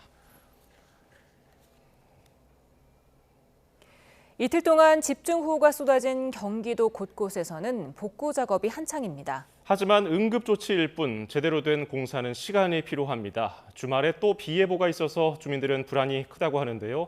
양동훈 기자가 피해 현장에 다녀왔습니다. 무너져 내린 옹벽이 식당 건물을 덮친 현장. 쏟아진 블럭을 바닥에 쌓아두고 무너진 흙더미는 방수포로 덮었습니다. 급한 대로 임시 조치를 해둔 겁니다. 옹벽 일부가 무너지고 남은 블럭들이 여전히 그 자리에 서 있는데요. 육안으로 봐도 알 수 있을 정도로 바깥쪽으로 기울어져 위태위태한 모습입니다. 잔뜩 물을 머금은 언덕이 또 옹벽을 무너뜨리고 쏟아지는 건 아닌지 비는 그쳤지만 주민들은 여전히 불안합니다. 임시로 천막으로 가려놓긴 했는데 저게 과연 안전할까 싶기도 하고요. 저게 무너지면 기존에 무너졌던 사고보다 훨씬 더 2차 피해가 생기지 않을까라는 생각도 들고 그래서 불안하고요. 산에서 토사가 쏟아진 도로에서는 흙을 퍼내고 물을 뿌리며 청소가 한창입니다. 도로에 쓰러졌던 나무는 치웠지만 붉은 흙을 드러낸 산비탈에는 나무들이 간신히 버티고 서 있습니다. 쓸려 내려오는 토사를 간신히 피했던 주민은 이런 일이 다시 없게 해달라고 목소리를 높입니다. 제가 한 3초만 빨리 그곳을 지나갔어도 토사에 매몰돼서 사망하지 않았을까 그렇게 지금 생각해도 좀 아찔합니다. 산사태가 일어나지 않게 좀 근본적인 대책을 좀 세워주셨으면 좋겠습니다. 이틀 동안 600mm가 넘는 비가 온 파주. 움푹 파인 산자락은 당장 흙이 쏟아지는 건 아닌지 위태로워 보입니다. 밭에 흙더미가 쏟아져 피해를 본 농민은 산비탈 근처 이웃도 걱정됩니다. 저 집이 진짜 위험했죠. 저 집이가 거기서 지금 우위를 약간 해서 그지 그 집 바로 밑으로서 이렇게 건너자면 진짜 저 집도 위험하죠. 무너진 하천 둑에 모래주머니를 쌓고 침수됐던 공장에서는 흙탕물에 잠긴 설비를 닦는 등 곳곳에서 정비 작업이 이어졌습니다. 또 비가 예보된 가운데 주민들은 더 이상 피해가 없기만을 바라고 있습니다. YTN 양동훈입니다. 충북 옥천군에서 집중호우로 물이 불어난 하천에 빠져 실종됐던 50대 남성은 사고 사흘 만에 숨진 채 발견됐습니다. 충북 소방본부에 따르면 오늘 오전 8시 50분쯤 사고 장소에서 1.5km 떨어진 곳에서 52살 A씨가 숨져 있는 것을 발견했습니다. A씨는 그제 오후 6시 20분쯤 옥천군 청산면 보청천에서 유량이 늘어나 통제된 세월교에서 미끄러져 급류에 휩쓸렸습니다.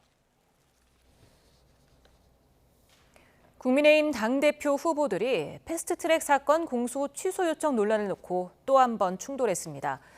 이번에는 한동훈 후보의 기소 당시 검찰총장은 윤 대통령이라는 발언이 문제가 됐는데요. 한 후보가 나경원 후보의 부탁을 개인 차원의 일이라고 표현하며 고성이 오가기도 했습니다. 임성재 기자의 보도입니다. 국민의힘 당권 주자들의 마지막 방송 토론회에서 경쟁 후보들은 한동훈 후보의 이른바 임리스크를 집중 부각했습니다.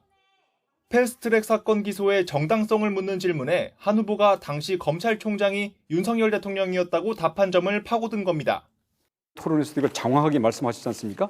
우선 사실관계를 묻겠습니다. 당시 남부지검 검사가 기소했지 무슨 윤 대통령이 기소했습니까? 제가 말한 걸 왜곡하시는데요. 당시 검찰총장이 대통령이셨다고 했지 제가 대통령이 기소했다고 말한 적이 없습니다. 나경원 후보도 한 후보가 윤 대통령을 자꾸 끌어들일 뿐 아니라 김건희 여사 문자를 당무 개입이라고 표현하는 등 민주당에 부창부수하고 있다고 꼬집었습니다. 이 과정에서 나 후보와 한 후보 간 가시도친 설전이 오갔습니다. 나 후보가 최근 법사위 충돌 상황을 언급하며 여당 의원들의 투쟁도 고발 대상이 됐느냐고 지적하자 한 후보가 투쟁은 지지하지만 과거 나 후보의 공소 취소 부탁은 개인적인 일이었다고 답변한 게 도화선이 됐습니다. 전 정치인으로서 당으로서 요구할 수 있다고 생각합니다. 다만 나경원 대표님은 당시에 당직도 아니셨고요. 개인 차원에서 저한테 부탁하신 거였죠. 그게 제가 제 것만 빼달라 그랬습니까? 한동훈 후보 똑바로 말하세요. 개인 차원이라고요, 제가? 예. 제 거를 빼달라 그랬습니까? 예. 네? 한 후보는 일반 국민이 법무부 장관에게 그럴 수 있겠느냐며 뜻을 굽히지 않았는데 나 후보는 전직 원내대표로서 한 일을 곡해했다며 후회할 날이 올 거란 뼈있는 말을 남겼습니다. 윤상현 후보는 한 후보가 대통령 등의 말을 옮기며 금도를 어기고 있다는 질문에 정치적 신뢰를 강조하며 에둘러 비판했습니다. 대통령이 당대표와 모든 것을 허심탄회하게 의논하려면 어떤 조건들이 있어야 되고 지켜야 될 금도가 뭐라고 생각하십니까? 상호 간의 신뢰가 우선 가장 중요하고요. 보안 의식도 대단히 중요합니다. 서로 믿는 가운데 모든 걸 허심탄회하게 얘기할 수 있는 그런 조건. 윤 후보는 다만 경제 외교 등 정책 질의에 주력했습니다. 경제적, 국제적, 또 외교적 어떤 제재나 고립될까 봐 그런 염려가 있을 때 어떤 조건 같은 것도 생각하시고 하신 말씀이신가요? 자동 군사 개입 조항이 들어가 있는 새로운 북러 조약을 맺었고, 그리고 또 트럼프 대통령의 집권 가능성이 높아지면서 한동훈 후보의 사과 하루 만에 또다시 공소 취소 논란에 불이 붙은 양상입니다. 후보 간 감정 싸움으로까지 번졌다는 분석도 적잖은데 전당대회 이후 당 통합 방안이 급선무로 떠올랐다는 지적도 나옵니다. YTN 임성재입니다. 국민의힘은 정부 여당이 공영방송 이사진 교체 작업을 중단하되 여야가 참여하는 범국민 협의체를 통해 공영방송 지배구조 개선을 논의하자는 우원식 국회의장의 중재안을 사실상 거부했습니다. 추경호 원내대표는 문재인 정부에서도 현행법에 따라 이사가 임명되었다며 공영방송 이사진 선임 일정 중단 요구를 받아들일 수 없다고 밝혔습니다. 이어 행정부의 인사 권한일 뿐 아니라 지난 민주당 정권 하에서 집행돼 온 규정이라며 규정대로 현재 선임 절차가 진행되고 있기에 계획대로 진행될 수밖에 없다고 강조했습니다. 우원식 국회의장은 자신의 중재안을 국민의힘이 사실상 거부하자 매우 큰 실망을 느낀다고 밝혔습니다. 우 의장은 여당은 원만한 국회 운영을 위한 의장의 뼈를 깎는 중재안조차 거부했다며 이같이 강조했습니다. 이어 공영방송 이사진 선임 일정 중단은 정부와 여당이 요청한 거라며 아직 정부의 답은 듣지 못했으니 인사권을 가진 정부가 답하기 바란다고 요구했습니다. 더불어민주당은 국민의힘이 우원식 국회의장의 방송법 중재안을 거부한 건 용산 대통령실의 눈치를 받기 때문이라고 짐작한다며 다른 야당들과 방송법 개정을 관철하겠다고 밝혔습니다. 노정면 원내대변인은 여당은 공영방송 이사 교체는 중단할 수 없다면서 범국민 협의체 구성은 찬성한다는 말장난을 하고 있다며 이같이 강조했습니다. 이어 여당은 MBC와 KBS 이사들을 지금 방식으로 교체해 방송 장악을 완료한 뒤에야 법 개정 협의에 나설 수 있다는 입장을 공식 확인한 셈이라며 이건 안 하겠다는 것과 다르지 않다고 주장했습니다.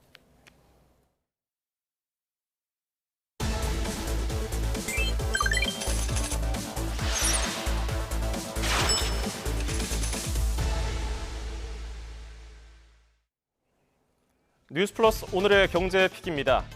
휴가철을 맞아서 해외여행 계획 중인 분들 많죠.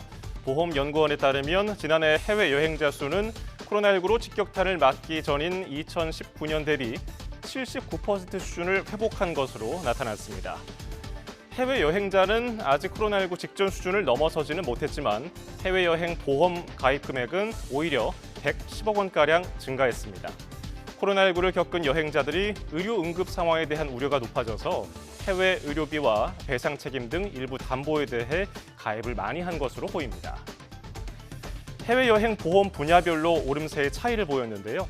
특수한 상황을 보장해주는 특별 비용은 60%, 해외 의료비는 35.3%, 그리고 휴대폰 손해 담보 부분은 4%로 상대적으로 조금 오름폭이 적었습니다. 해외여행 보험 가입은 늘고 있지만 특약 내용을 꼼꼼히 확인하지 않아 피해를 입는 사례가 많은 것으로 나타났습니다. 주의해야 할 내용을 유한홍 기자가 전해드립니다. 금융감독원이 최근 해외여행 보험에 가입하며 특약 내용을 꼼꼼히 확인하지 않아 많이 발생하는 피해 유형을 정리했습니다. 먼저 휴대폰 손해 특약의 경우 모든 손해를 보상하는 게 아니란 점에 유의해야 합니다. 여행 중 사고로 발생한 휴대폰 파손이나 도난은 보상하지만 분실은 보상하지 않는데 계약자가 자필로 서명까지 하고도 이런 내용을 몰라 피해를 보는 사례가 생겨나고 있습니다. 항공기 지연 비용 특약의 경우 예약 취소에 따른 간접 손해는 보상하지 않는 점도 유념해야 합니다. 항공편이 4시간 이상 지연돼 대체 항공편을 기다리는 동안 발생한 숙박비나 식비는 보상하지만 호텔 예약을 취소해 발생한 숙박비 손해는 보상하지 않는 점을 몰라 피해를 보는 경우도 있습니다. 해외여행 실손 의료비 특약도 가입했을 때 얻는 실익이 낮을 수 있습니다. 현지에서 치료를 받고 국내 병원에서 수술을 한 경우 해외 의료비는 전액 보상을 하지만 국내 의료비는 다른 실손보험과 비례 보상을 한다는 점도 유의해야 합니다. 다른 실손보험이 있을 경우 중복 보상이 안 됩니다. 최근에 MZ 세대를 비롯해서 젊은 층을 중심으로 온라인 플랫폼을 통해서 여행자 보험을 가입하는 경우가 많은데요. 이 경우에는 소비자가 직접 특약을 선택하게 되어 있는 구조입니다. 따라서 본인에게 필요한 보장을 받을 수 있는 특약에 가입했는지 반드시 꼼꼼하게 확인하실 필요가 있고, 급한 마음에 특약 내용을 꼼꼼히 확인하지 않고 가입할 경우 예기치 못한 피해를 볼 수 있다는 점을 꼭 유념하면 좋겠습니다. YTN 유환홍입니다. 우리나라와 체코 프라하 간 하늘길이 26년 만에 확대됩니다. 국토교통부는 지난 17일부터 어제까지 체코 프라하에서 한 체코 항공회담을 열어 양국 운수권을 주 4회에서 주 7회로 확대하는 데 합의했다고 밝혔습니다. 운수권은 각국 정부가 자국 항공사에 배분하는 운항 권리로 정부 간 협의로 규모가 결정되는데 한국과 체코 간 운수권은 지난 1998년 이후 주 4회로 유지되다가 26년 만에 늘어나게 됐습니다. 양국 항공사 간 편명 공유, 이른바 코드 쉐어도 허용해서 여행객들의 편의도 높아질 것으로 보입니다. 한우 도매 가격이 지난해보다 낮아졌지만 선뜻 사 먹기에는 여전히 부담된다는 분들 많을 겁니다. 소비자들은 왜 낮아진 한우 가격을 체감하기가 어려울까요? 지난 2022년 축산농가가 출하한 1플러스 등급 한우 한 마리 가격은 평균 950만 원 정도였습니다. 그런데 도매 단계를 거치면서 1,260만 원가량으로 불어났고요. 소매점에 도착했을 때는 2천만 원이 넘는 것으로 나타났습니다. 한 마리 값이 두 마리 값이 돼버린 겁니다. 소매 단계에서 한우 가격이 뛰는 이유, 유통비용에 있습니다. 한우 유통비용률은 53%인데요. 소비자가 시장에서 소고기 10,000원어치를 샀을 때 소를 키운 축산업자에게는 4,700원이 돌아가고요. 유통비용에 5,300원이 들었다는 뜻입니다. 특히 소매 단계에는 대형마트, 시장과 더불어서 음식점이 있습니다. 물가가 오르면 음식점에서 임대료와 인건비, 이 고정비용이 들어가는 것이 같이 상승하면서 유통비용도 늘어나게 되는 겁니다. 비싸다고 소문난 강남의 한 프랜차이즈 고깃집 메뉴판을 보면은 피부로 느낄 수가 있습니다. 한우 꽃등심 110g에 13만 원. 먹성 좋은 사람 둘이 양껏 먹으면 100만 원은 좋게 나온다는 얘기입니다. 이 소비자는 비싼 값에 선뜻 지갑을 열기가 어렵고 축산농가는 낮아진 한우 도매가로 고충인데요. 정부가 한우 소비를 촉진하고 장바구니 부담을 낮추기 위해서 한우 최대 반값 할인 행사에 들어갔습니다. 황보혜경 기자입니다. 마트 정육 코너가 사람들로 북적입니다. 한우 할인 행사 소식에 몰린 소비자들입니다. 아기 이유식으로 저희가 소고기를 사려고 하는데 안심은 조금 부담돼서 지금 설도살로 사려고 하고 있습니다. 한우 사육 마리수가 늘어난 데다 고물가의 소비는 줄면서 한우 도매 가격이 약세를 보이고 있습니다. 지난달 한우 도매 가격은 1kg에 16,000여 원으로 지난해 같은 기간보다 9% 넘게 떨어졌습니다. 소비자 가격도 등심 1등급 기준 100g에 8,000여 원으로 지난해보다 10% 하락했습니다. 하지만 장바구니에 한우를 선뜻 집어넣기란 여전히 어렵습니다. 솔직히 많이 부담이 됐었죠. 그래서 항상 세일의 기간에만 좀 넉넉히 사서 냉장고에 비축해놨다가 정부가 도매 가격 하락으로 어려움을 겪는 한우 농가를 돕고 소비자 체감 물가를 낮추기 위해 한우 할인 행사에 나섰습니다. 그동안 행사에서 제외했던 한우 최고 등급인 2플러스 등급도 할인 대상입니다. 대표적인 구이 부위인 등심의 경우 2플러스 등급은 100g에 9,000원까지 할인합니다. 지난해 7월 하순과 비교하면 최대 45% 저렴한 수준입니다. 1등급 양지와 불고기, 국거리용 고기도 지난해 이맘때보다 최대 절반 가격에 살 수 있습니다. 작년 말부터 가격이 좀 떨어져가지고 또 반대로 사료 가격은 올라서 농가들이 좀 어려워합니다. 할인 판매를 통해서 소고기 소비를 좀 늘리려고 하는 목적입니다.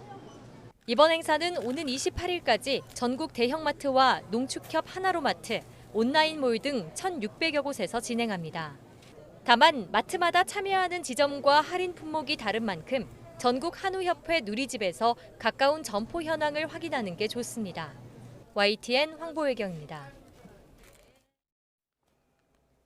삼성전자 사측과 파업 중인 전국 삼성전자 노동조합이 오늘 다시 대화를 시작한 것으로 전해졌습니다.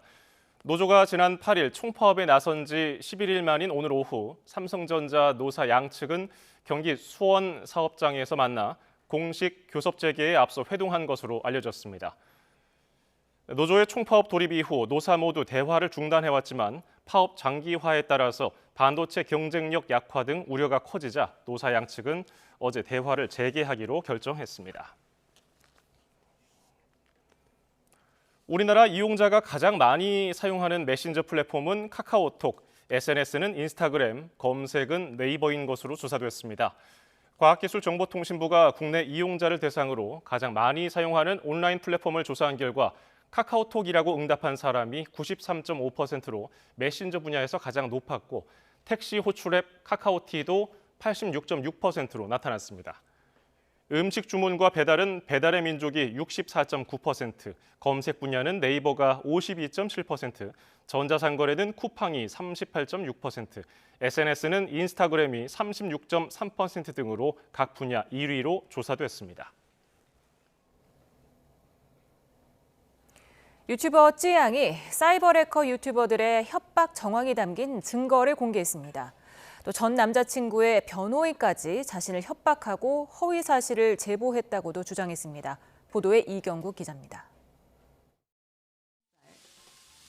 소속사 대표였던 전 남자친구에게 상습 폭행과 착취를 당했다고 털어놓은 유튜버 쯔양. 늦은 밤 변호사와 함께 두 번째 라이브 방송을 진행했습니다. 앞서 사이버 해커 유튜버들이 쯔양을 협박했다는 의혹이 불거진 뒤 논란 당사자인 유튜버 구제혁은 이를 부인하며 자신은 다른 유튜버를 입막음하는 등 쯔양을 도우려 했다고 주장한 상황. 곤혹을 겪고 있다면서 해당 이슈를 잠재워달라는 부탁을 한 것이었어요. 소속사의 제안을 받아들였고. 하지만 쯔양은 과거 구제혁이 보내왔던 동영상을 공개하며 재반박에 나섰습니다. 쯔양의 탈세 의혹을 제기하는 영상인데 구제혁은 은근슬쩍 유흥업소를 언급하기도 합니다. 아가씨랑 2차 나가는 비용을 이제 카드로 결제했다고 해서 막 이거를 막 지출 중빙으로 잡아주진 않습니다. 쯔양은 강제로 술집에서 일한 건 사실이지만 성적 접촉은 없었다고 거듭 강조했습니다. 이어 당시 구제혁의 협박에 결국 돈을 건넸었다고 설명했습니다. 이제 답장을 달라고 하면서 이제 무기한으로 기다릴 수 없다. 좀 원치 않는 계약서를 쓰고 5,500만 원도 드리고. 쯔양은 구제혁에게 허위 사실을 제보한 인물이 전 남자친구의 변호사이자 기자인 A씨라며 통화 녹취도 공개했습니다. 유흥업소? 거기서 일했던 것 같더라고요. 탈세는 또 제가 증거를 가지고 있고 그래서 어차피 저 지금 미팅이 끝나서 시간이 좀 남긴 남는데 지금 한번 찾아볼까요? 이어 A씨가 자신이 파는 제품의 뒷광고까지 요구했다며 폭로를 막고자 돈을 줄 수밖에 없었다고 주장했습니다. 기자로서 수행할 수 있는 언론 관련 업무 계약서를 작성해서 월 165만 원을 드리기로 했었어요. 입금한 돈은 2,300만 원이 좀 넘고. 쯔양이 허위 제보자들을 고소하는 등 적극적인 대응에 나선 가운데 여성가족부에는 엄중 대응을 촉구하는 민원이 접수됐습니다. A씨에 대한 신고를 접수한 대한변호사협회도 즉각 직권조사에 착수했습니다. YTN 이경국입니다. 5살 아이를 학대해 중태에 빠뜨린 혐의를 받는 태권도 관장이 살려달라고 하는 아이를 매트 안에 거꾸로 넣어둔 채 20분 이상 방치한 것으로 조사됐습니다. 경기 북부경찰청은 아동학대 중상해 혐의를 받는 30대 태권도 관장 A씨를 구속 상태로 검찰에 송치했습니다. A씨는 송치 전 호송차에 타면서 피해 아동은 자신이 예뻐하는 아이라며 혐의를 부인했습니다. 태국 한국인 관광객 납치 살해 사건의 공범인 20대 남성이 구속 상태로 검찰에 넘겨졌습니다. 20대 남성 A씨는 지난 5월 초 태국 파타야에서 다른 공범 2명과 함께 30대 한국인 관광객을 납치해 숨지게 한 뒤 시신을 유기한 혐의 등을 받습니다. 다음 달부터는 한식집뿐 아니라 중국집이나 일식집 같은 외국 음식점에서도 외국인 주방 보조를 고용할 수 있게 됩니다. 음식점의 인력난을 완화한다는 취지인데요. 노동계에서는 처우 개선이 필요한 걸 외국인 고용으로 때우려고 한다는 비판이 나옵니다. 홍선기 기자가 보도합니다. 정부는 지난해 11월 내국인 고용에 어려움을 겪는 외식업계의 인력난을 해소하기 위해 비전문직 취업 비자인 E9 비자를 받고 입국한 외국인의 한식집 취업을 허용했습니다. 역할도 주방 보조에 국한했는데 막상 신청을 받고 보니 채용하겠다고 나서는 사업주가 거의 없었습니다. 요건이 엄격하고 제한도 많다는 겁니다. 결국 정부는 E9 비자 고용 허가 업종을 한식집에서 모든 외국 음식점으로 대폭 확대하기로 했습니다. 5인 미만 사업장의 업력 제한도 7년에서 5년으로 완화하고 가능 지역은 전국으로 확대했습니다. 앞으로는 중국집이나 일식집, 이탈리안 레스토랑에서도 주방 보조원으로 외국인 취업이 가능해진 겁니다. 그러나 홀서빙을 위한 채용은 여전히 불가능하고 주방 보조를 하면서 업주 지시를 받아 그릇을 나르는 정도만 가능합니다. 또 제과점이나 김밥 음식점을 비롯해 피자와 햄버거, 치킨집, 그리고 커피 전문점 등은 취업 가능 대상에서 제외됐습니다. 해당 업종들은 상대적으로 주방 보조 인력 수요가 크지 않다는 게 노동부 설명입니다. 노동계는 그러나 정부가 땜질식 처방을 하고 있다고 비판했습니다. 열악한 처우 때문에 빚어진 인력난을 처우 개선 대신에 외국인으로 그 자리를 메우려 한다는 게 노동계 지적입니다. YTN 홍성리입니다. 축구대표팀 홍명보 감독을 선임하는 절차에 문제가 있었다는 논란에 대해서 정부가 직접 감사를 벌이기로 했습니다. 문화체육관광부는 대한축구협회에 대한 감사에 착수한다고 밝혔습니다. 문체부 관계자는 축구협회를 둘러싸고 그동안 누적된 논란이 있었고 이번 감독 선임 과정이 공정했는지 들여다볼 필요가 있다고 판단했다고 강조했습니다. 독일 퀼른 동물원이 지난 4월 중순에 태어난 시베리아 호랑이 새끼 2마리를 공개했습니다. 퀼른 동물원은 현지 시간 18일 태어난 지 석 달 된 멸종 위기의 시베리아 호랑이 남매 토치카와 티무르를 대중에 소개했습니다. 쌍둥이 새끼 호랑이들은 13살의 어미 카틴카와 9살의 아빠 세르간과 함께 처음으로 호랑이 우리에서 돌아다녔습니다. 동물원 측은 토치카와 티무르가 아직은 거의 우유만 먹고 있는데 사육사들이 제공하는 먹이인 육류에도 관심을 갖기 시작했다고 설명했습니다. 세계적인 멸종위기종 나무타기 캥거루 새끼가 미국 뉴욕 브롱크스 동물원에서 태어난 지 7개월 만에 처음으로 모습을 나타냈습니다. 브롱크스 동물원 측은 지난해 12월 말에 태어난 이 새끼 나무타기 캥거루 조이는 최근 어미 주머니에서 머리를 내밀고 대중 앞에 모습을 드러냈다고 밝혔습니다. 심각한 멸종위기종인 나무타기 캥거루는 대부분 어미의 주머니 안에서 신체 발달 과정을 거칩니다. 태어날 당시 사람의 엄지손톱 크기 정도인 나무타기 캥거루는 곧바로 어미 주머니로 들어가서 약 7개월이 지나면 주머니에서 완전히 나옵니다. 3천만 분의 1 확률로 발견되는 희귀한 오렌지 랍스터가 식당에서 구조됐습니다. 현지 시간 16일 미국 콜로라도 덴버에 있는 랍스터 전문 레스토랑에서 오렌지 랍스터가 발견됐습니다. 레스토랑으로 배달된 랍스터에 섞여 있었는데 식당 관계자가 희귀 오렌지 랍스터라는 걸 알아채고 구조했습니다. 크러쉬처럼 밝은 주황색을 띠는 랍스터는 3천만 분의 1 확률로 발견되는 희귀종입니다. 희귀 랍스터의 대명사로 불리는 블루 랍스터는 100만 분의 1 확률로 나타나는 것으로 알려졌습니다.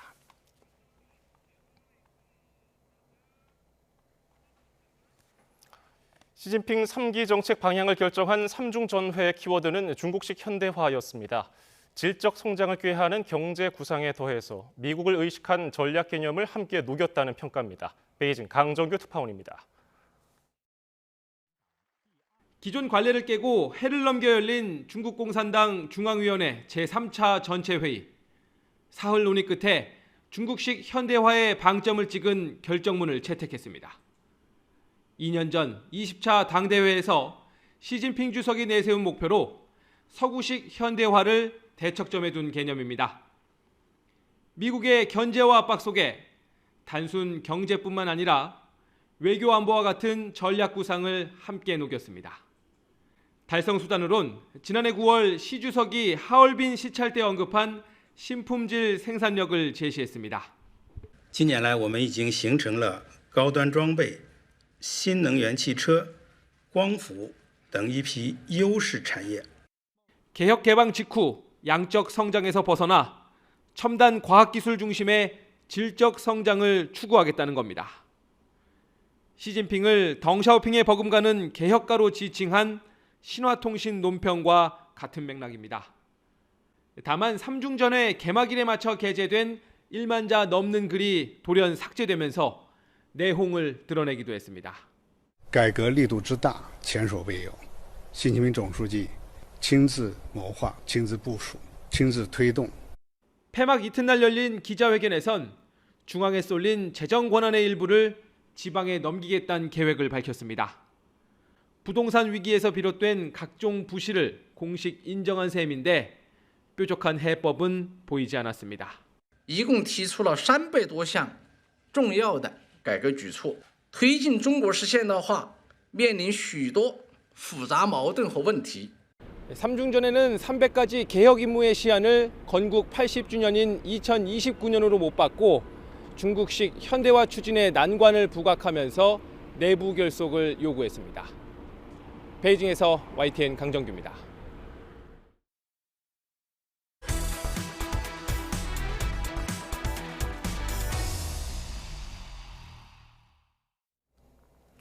윤석열 대통령이 지난달 포항 영일만 앞바다에 140억 배럴 규모 유전과 가스전을 개발한다고 발표했습니다. 바로 대왕고래 프로젝트인데요. 해당 프로젝트와 지역 개발 방안을 듣기 위해서 오늘 이강덕 포항시장을 스튜디오에 초대했습니다. 어서 오세요. 네, 반갑습니다. 네, 먼저 지금 비가 많이 내리고 있으니까 한번 여쭤보겠습니다. 포항은 2년 전에 태풍 흰남노 피해가 컸었는데 올해는 어떻습니까? 올해는 현재까지 괜찮습니다. 소소한 소하천이 조금 범람해서 난 피해 외에는 거의 없습니다. 그런데 저희 동해안, 포항을 비롯해서 동해안은 9월 이후에 태풍이 온다든가 폭우가 온다든가 이렇게 하면은 굉장히 위험해지는 것 같습니다. 예. 태풍 피해는 잘 하고 계시죠? 예, 지금까지는 잘 대처를 하고 있습니다. 예, 대비가 잘 돼서 이번에는 피해 없이 지나가길 바라겠습니다. 앞서서 저희가 잠깐 언급했는데요. 이 포항 영일만 앞바다 유전 개발 소식 지난달에 윤석열 대통령이 직접 발표를 했습니다. 시장께서도 다시 한번 그 부분을 설명해 주신다면요. 예, 정부에서 그 6월 3일 날 포항 영일만 앞바다에 약 2천억 상당, 2천조에 해당하는 대규모 석유, 가스, 유전이 있다 이렇게 하면서 올 하반기에 시추를 해가지고 내년 상반기 중에 시추 결과를 알 수 있고 한 2035년경에 상업 그 발굴을 하는 걸로 그렇게 되어 있습니다. 그래서 올해 말부터 이제 적극적으로 시추가 되면은 저희 지역에서도 관련되는 그런 좀 일들이 굉장히 많이 일어날 것 같습니다. 네, 이 프로젝트가 성공하면 당연히 국가적인 경사이기도 하지만 또 포항에도 많은 경제적인 도움이 될 것 같습니다. 어떻습니까? 예, 그렇습니다. 우리나라가 지금 다 아시다시피 그 에너지 소비량이 한 세계 8위, 7, 8위 정도 되는 걸로 알고 있거든요. 또 석유도 거의 93% 정도가 수입을 하고 이렇게 하니까 에너지 한 93% 정도 수입을 하니까 만약에 동해 석유나 가스가 나면은 에너지 대체 효과가 수입 대체 효과가 굉장히 클 것 같습니다. 결국은 에너지 산업이 발전하고 에너지 안보에도 크게 기여할 것 같고요. 그 중심 지역에 저희 포항이 있어서 관련된 전후방 산업에도 긍정적인 영향이 안 미치겠느냐 이렇게 기대를 하고 있습니다. 예, 그러면 컨트롤 타워가 될 한국석유공사 사무소 같은 게 포항에 설치가 되는 겁니까? 그렇습니다. 포항이 제일 가까운 지역이기 때문에 항구를 이용할 때도 저희 포항에 있는 항구를 이용할 거고 또 관련된 기자재나 이런 것을 수송하고 이렇게 하는 것뿐만 아니라 결국은 나중에 개발이 됐을 경우에 활용하는 문제, 그다음에 또 그게 필요한 이 자원을 만들어내는 문제, 이런 것들도 결국은 포항하고 같이 할 수밖에 없을 것이다, 이렇게 예. 생각합니다. 일자리 창출도 좀 많이 될 것으로 예상이 되죠? 예, 그렇습니다. 뭐 우선 저희들은 이렇게 만약에 시추가 본격화되고 이렇게 하면은 그를 지원할 수 있는 그런 TF를 구성을 해서 적극적으로 지원한다는 생각을 가지고 있습니다. 그래서 관련되는 기자재를 만들어낸다든지, 또 예를 들어서 이제 포항에 보면은 전 세계적으로 강관, 특수강관에 이런 걸 만드는 것이 굉장히 경쟁력이 있거든요. 예. 그래서 그러한 산업들도 발전을 할 수가 있고, 관련되는 석유나 가스가 발견됐을 경우에 그것을 정제한다든지, 또는 어떻게 그것을 활용해서 뭘 만드는 문제, 이런 것들도 저희 포항에서 기대가 되기 때문에 일자리나 즉 경제가 살아나는데 도움을 많이 받을 것 같습니다. 예. 포항하면은 쇳물이 튀기는 제철소가 생각이 나고요. 2차 전지도 떠오르는데요. 이번에 유전 관련 산업까지 자리를 잡게 된다면은 포항의 산업 지형이 상당히 바뀔 것 같은데 어떻게 전망하시는지요? 예, 뭐 저희들이 철강 산업을 한 5, 60년 기여를 해왔는데, 요즘은 한 2차 전지가 수출의 한 38.5%를 차지할 정도로 상당히 올라가 있거든요. 예.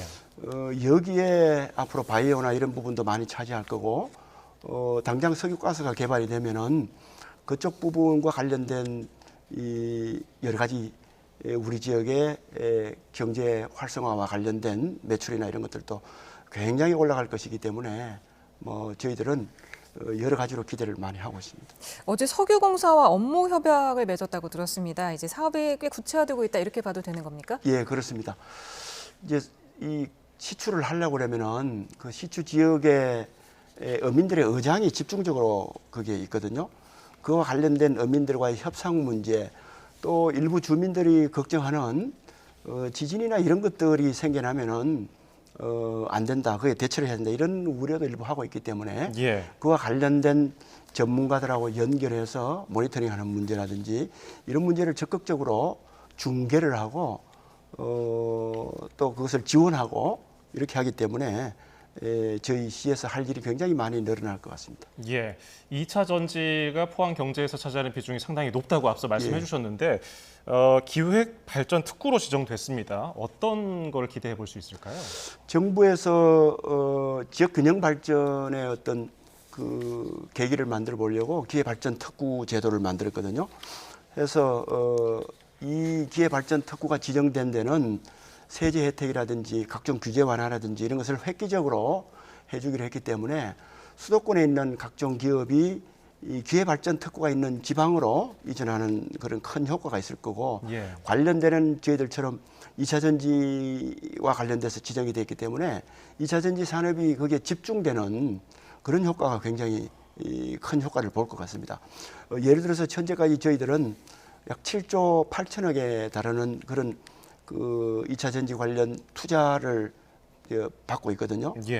이것은 거의 우리 나라 전체의 기회발전 특구 한 40조가 투자 약정이 되어 있는데 그게 한 20%를 차지할 정도로 굉장한 비중을 차지할 것 같습니다.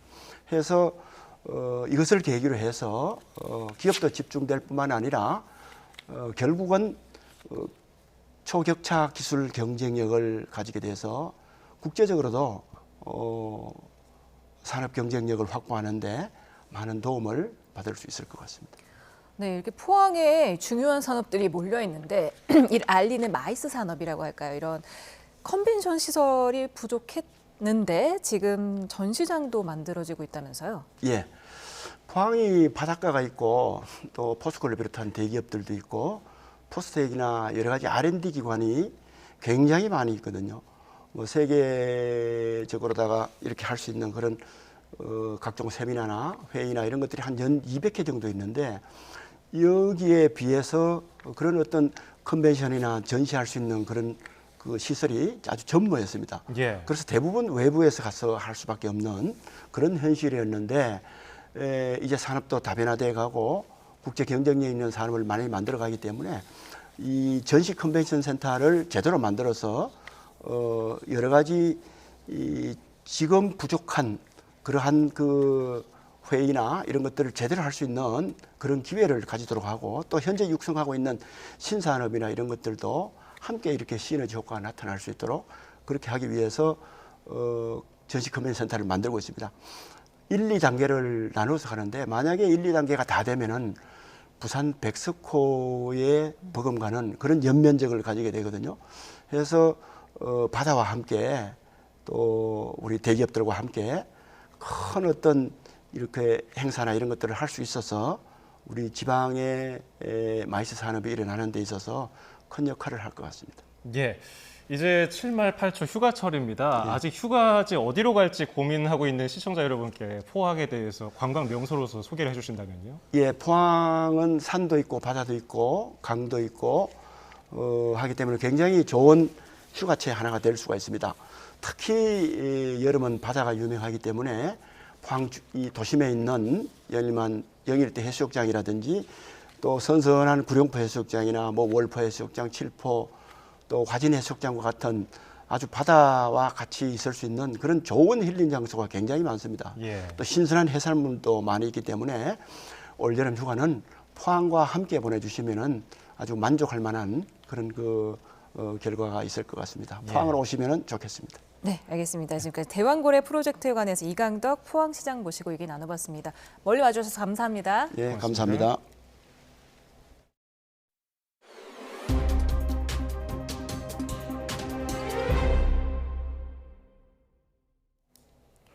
재작년 9월 윤석열 대통령의 미국 방문 당시 불거진 자막 논란을 두고 정부와 소송 중인 MBC가 사건 당시 대통령실 홍보수석이던 국민의힘 김은혜 의원을 증인으로 신청했습니다. MBC 측은 오늘 서울고등법원에서 열린 정정보도 청구 소송 2심 첫 변론기일에서 윤 대통령의 발언이 최초 보도된 후 15시간이 지나서야 나온 대통령실 공식 입장의 신빙성을 따져봐야 한다며 증인 신청 이유를 설명했습니다. 이에 외교부 측은 이미 1심에서 감정을 통해 해당 발언이 바이든이 아님이 확정됐다며 대통령실의 언론 브리핑 경위를 묻는 게 이 사건의 쟁점이랑 무슨 관련이 있는지 납득하기 어렵다고 반박했습니다. 오늘 장맛비가 잦아든 내륙에는 30도를 웃도는 무더위가 찾아왔습니다. 주말인 내일은 다시 정체전선이 활성화하면서 전국 대부분 지역에 장맛비가 내리겠는데요. 남부지방은 내일 오후부터 비가 소강 상태를 보이는 곳이 많겠지만 중부지방은 종일 오락가락 비가 이어지겠습니다. 그런데 이번에도 밤사이 빗줄기가 강해지는 야행성 폭우의 형태를 보이겠습니다. 일단 내일 새벽부터 낮 사이에는 충청과 남부지방을 중심으로 집중호우가 쏟아지겠습니다. 네, 맞아요. 이 지역에 시간당 최대 30mm의 강한 비가 집중되겠고요. 이후 낮 동안에는 빗줄기가 잠시 잦아들었다가 밤부터 다시 강해지겠습니다. 특히 내일 밤 사이에는 또다시 서울 등 중부지방을 중심으로 시간당 30에서 50mm의 물폭탄이 떨어지겠습니다. 주말 사이 경기 남부와 충청도에 150mm 이상, 서울 등 그 밖의 중북부와 경북 북부에도 120mm 안팎의 큰 비가 내리겠고요. 전북에도 100mm가 넘는 많은 비가 내리겠습니다. 비가 자주 내리면서 습도가 높아지고 여기에 살균 효과가 있는 자외선 양도 줄어들면서 세균이 자라거나 늘어날 가능성이 매우 높아지고 있습니다. 이에 따라서 고열이나 구토, 복통 등의 증상을 유발하는 수인성 식품맥의 감염병에 노출될 가능성도 높아지고 있는데요. 네, 감염병을 예방하기 위해서는 평소 개인 위생을 철저히 하고 음식은 익혀서 물은 끓여서 먹는 것이 좋습니다. 그리고 채소와 과일을 깨끗한 물로 씻거나 껍질을 벗겨서 먹는 것이 좋고요. 감염병에 증상이 있는 분들은 음식을 조리하거나 준비하는 것을 피하는 것이 좋습니다. 마지막으로 생선과 고기, 채소 등 재료별로 도마를 분리해서 사용하거나 씻어서 사용하는 것도 예방에 도움이 되겠습니다. 지금까지 날씨 캔버스의 신미림, 김수현이었습니다. 오늘 저희가 준비한 뉴스 플러스는 여기까지입니다. 시청해주신 여러분 고맙습니다.